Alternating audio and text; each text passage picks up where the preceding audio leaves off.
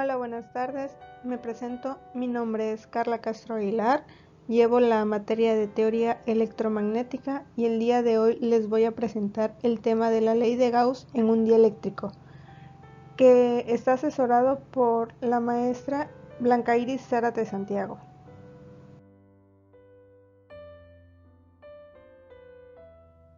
Ley de Gauss en un dieléctrico. El desplazamiento eléctrico.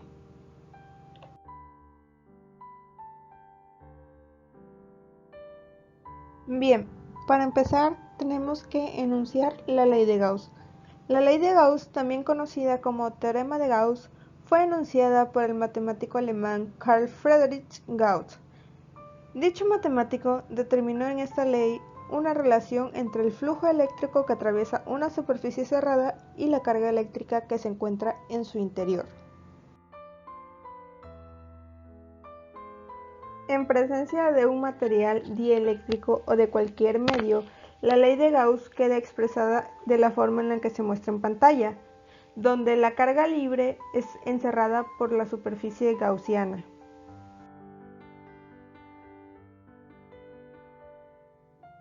El teorema de Gauss establece que el flujo de campo eléctrico que atraviesa una superficie cerrada es igual a la carga neta situada en su interior dividida por la constante dieléctrica del medio.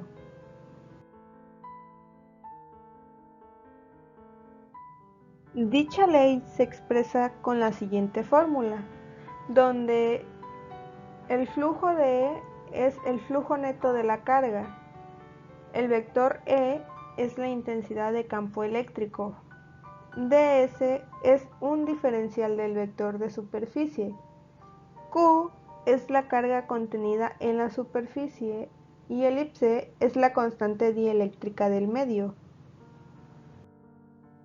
Si observamos con atención la expresión anterior, podemos deducir fácilmente que el flujo eléctrico no depende de la forma de la superficie cerrada, tan solo de la carga que posee en su interior y de la constante dieléctrica del medio.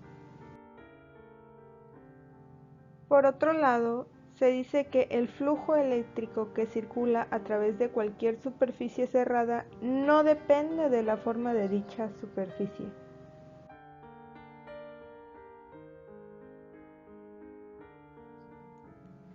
Ley de Gauss en un dieléctrico.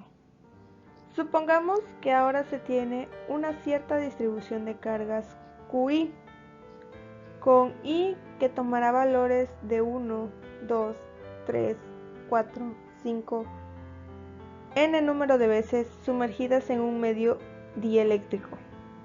Consideraremos a las cargas QI como libres, es decir, como cargas que no forman parte del dieléctrico y que en consecuencia no se encuentran ligadas a ninguna molécula en particular, como se muestra en la imagen. No hay que olvidar que además de estas cargas libres, el medio dieléctrico poseerá en general una densidad de carga no nula, debido a que sus moléculas se polarizan bajo la acción del campo eléctrico generado por las cargas externas.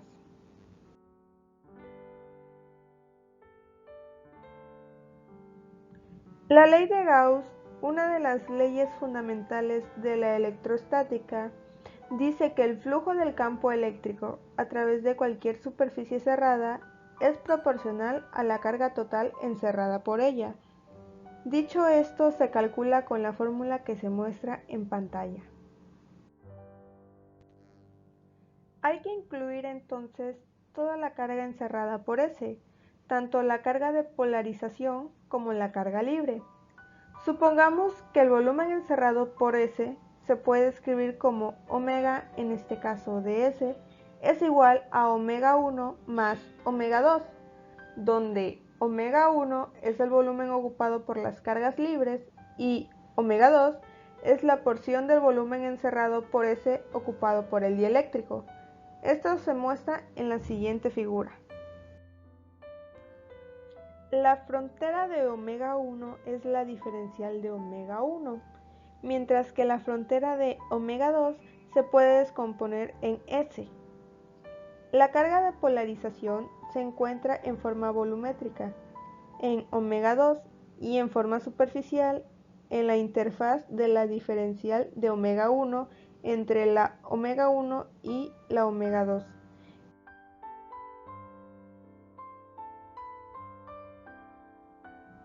Aplicaciones de la ley de Gauss. Aunque a la hora de calcular el campo eléctrico generado por ciertas superficies cargadas, es posible hacer uso de la ley de Coulomb. En muchas ocasiones resulta más sencillo utilizar el teorema de Gauss sobre el flujo eléctrico. Para ello es común seguir los siguientes pasos. 1. Se escoge una superficie cerrada perpendicular al campo eléctrico y cuya área sea conocida para nosotros. Esta superficie recibe el nombre de superficie gaussiana y deberá envolver a la superficie que genera el campo. 2. Se aplica la expresión general del flujo eléctrico para cualquier tipo de superficie. Esto es con dicha fórmula que se muestra en pantalla. Y por último, 3. El valor obtenido en el punto anterior se iguala a la expresión del teorema de Gauss. En concreto, se puede estudiar la aplicación de esta estrategia en los siguientes casos. 1. El campo creado por una esfera uniformemente cargada. 2. El campo creado por una lámina plana uniformemente cargada. Y 3. El campo creado por un hilo cargado uniformemente. En este caso, solo hablaremos del campo creado por una esfera uniformemente cargada a continuación.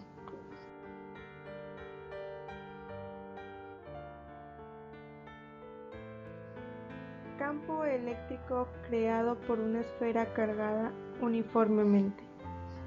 Si disponemos de una esfera cargada uniformemente y por tanto en equilibrio electrostático, esta creará en su entorno un campo eléctrico. El campo eléctrico generado por una esfera cargada uniformemente en puntos exteriores o de superficie se obtiene por medio de la siguiente expresión, donde el vector E es la intensidad del campo eléctrico situado a una distancia r de la esfera, Q es la carga total de la esfera, elipse es la permitividad del medio en el que se encuentra la esfera, r es la distancia desde el centro de la esfera hasta el punto en el que se calcula el campo. Esta distancia debe de ser mayor que el radio de la esfera. Y el vector UR es el vector unitario que va desde el centro de la esfera hasta el punto en el que se calcula el campo. Observamos que la expresión solo es válida cuando se evalúa el campo en un punto de la superficie o exterior a la de la esfera, ya que como se vio en el apartado del campo eléctrico en el interior de un conductor en equilibrio electrostático, el campo eléctrico en el interior de un cuerpo en estas condiciones siempre es nulo, o sea que el campo será igual con 0.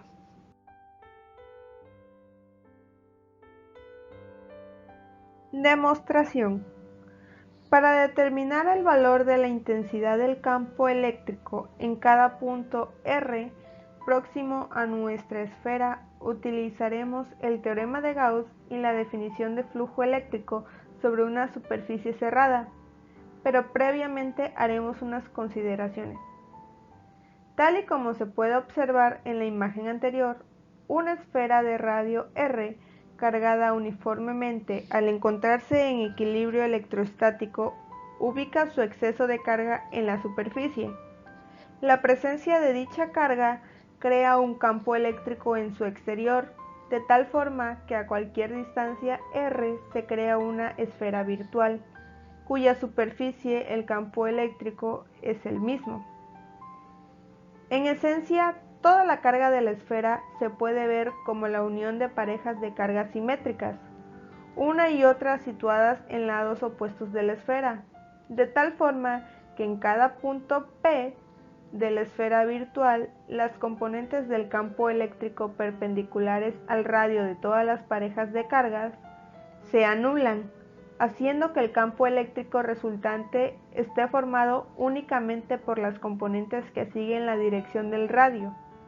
Por esta razón, en cada punto de la esfera virtual, se cumple que el vector del campo eléctrico sigue la dirección del radio y adicionalmente es paralelo al vector de la superficie en dicho punto.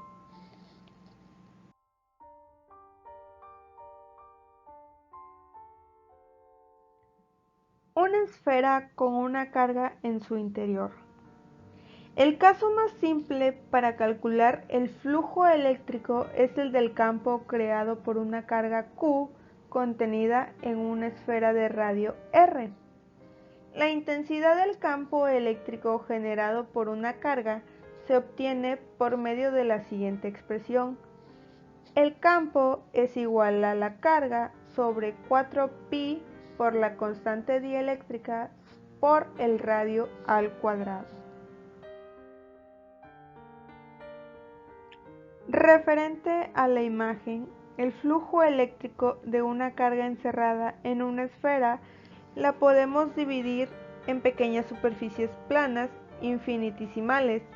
En cada una de ellas el vector intensidad de campo eléctrico y el vector de superficie son paralelos y el ángulo entre ellos es nulo. Una vez dicho esto, probablemente ya se habrán dado cuenta que independientemente del radio R que posea la esfera, el flujo eléctrico es el mismo. Pero no solo eso.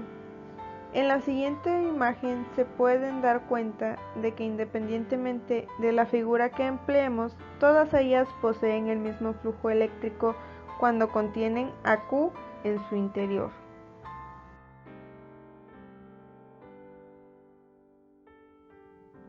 Flujo eléctrico de una carga encerrada en una superficie cerrada.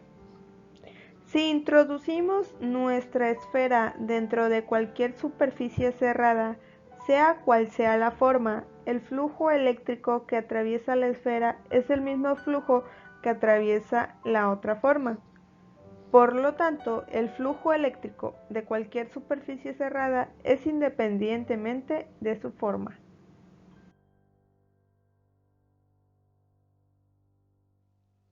Forma diferencial de la ley de Gauss en un dieléctrico. A partir de la ley de Gauss y utilizando el teorema de divergencia de Green-Ostrowski, la fórmula es la siguiente, donde para todo omega se obtiene entonces la forma diferencial de la ley de Gauss en un dieléctrico. Esta es la primera ecuación de Maxwell y es una generalización de que el vector D tiene la ventaja de conservar como fuentes únicamente las cargas libres. El efecto de las cargas de polarización está contenido en el vector D.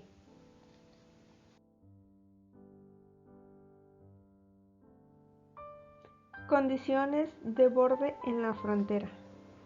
Las condiciones que debe satisfacer el campo eléctrico en una zona interfacial que separa dos medios dieléctricos se deducen a partir de las leyes diferenciales. La componente normal del campo eléctrico es discontinua en una interfaz. En cualquier zona interfacial entre dos medios se puede construir una superficie cilíndrica.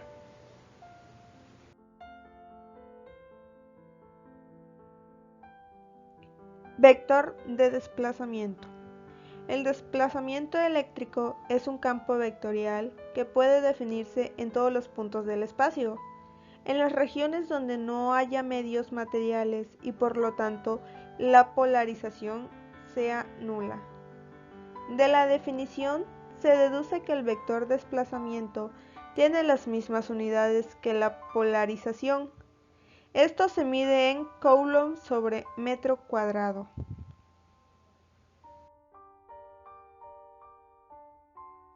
El vector desplazamiento eléctrico.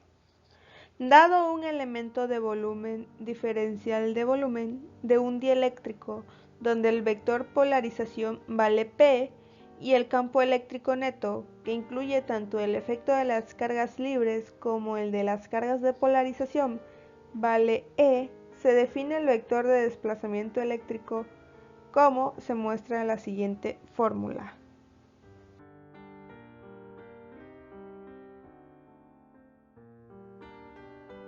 Fuentes del vector desplazamiento. Como todos los campos vectoriales, el vector desplazamiento posee tanto fuentes escalares como vectoriales. Las fuentes escalares, según ya hemos visto antes, delta del producto punto de D es igual a PL, es decir, las fuentes escalares de D son las densidades de la carga libre. Fuentes vectoriales, tomando el rotacional en la definición de la fórmula, hemos aplicado que el rotacional del campo eléctrico es cero, lo cual es cierto solo en electrostática. En situaciones dependientes del tiempo habrá que modificar esta ecuación. Este resultado implica que el vector desplazamiento no es un campo irrotacional, como el campo electrostático. Posee fuentes vectoriales dependientes de la polarización, que por tanto no ha desaparecido del sistema, sino que ahora aparece en otro punto de las ecuaciones.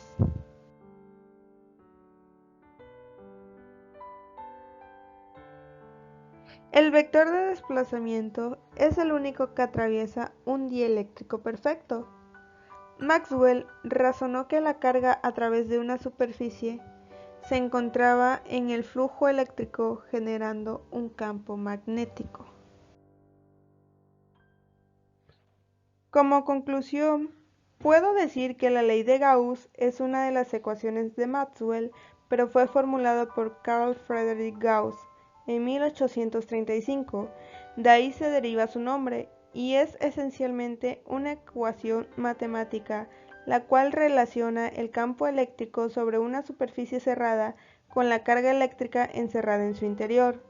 Pero para poder aplicar y desarrollar la ley de Gauss, debe de cumplir con una serie de pasos, los cuales puedo resumir de la siguiente manera. 1. Primero debemos determinar la dirección del campo eléctrico a partir de la simetría de la distribución de la carga. 2. Luego se debe de elegir una superficie cerrada apropiada, esto para calcular el flujo. 3. Después se determina la carga que hay en el interior de la superficie cerrada. 4. Y por último, debemos aplicar el teorema de Gauss y despejar el módulo del campo eléctrico.